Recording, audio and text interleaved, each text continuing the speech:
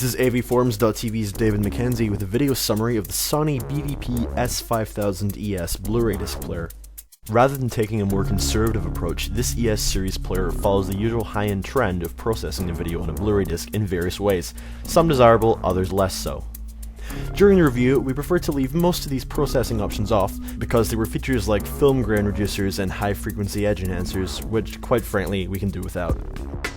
Like a lot of high-end machines, the S5000ES doesn't read 24p discs as 24p, but instead chooses to run them through a fairly convoluted cadence detection process, the idea apparently being to allow the player to correct for cadence issues on the disc, however rare these may be.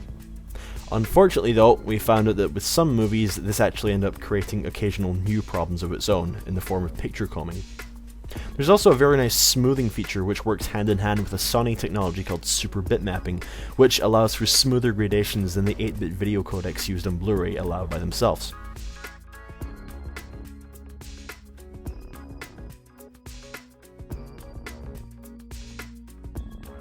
You'll also find complex gamma adjustments, control for the player's 7.1 analog audio outputs, and several other tweaks scattered throughout the player's menus.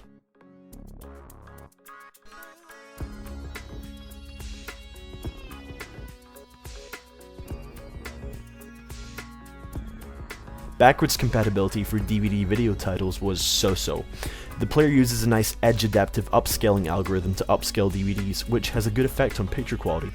Unfortunately, we did notice some small combing issues up close, which was incredibly disappointing for such an expensive machine.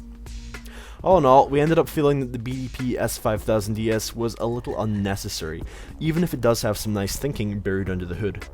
If you really need a Blu-ray player with analog surround audio outputs, then there are other high-end Blu-ray players with this feature which don't have the video issues that the S5000ES does. Still, visit www.avforums.com/reviews for a more in-depth look to see if the Sony BDP-S5000ES is for you.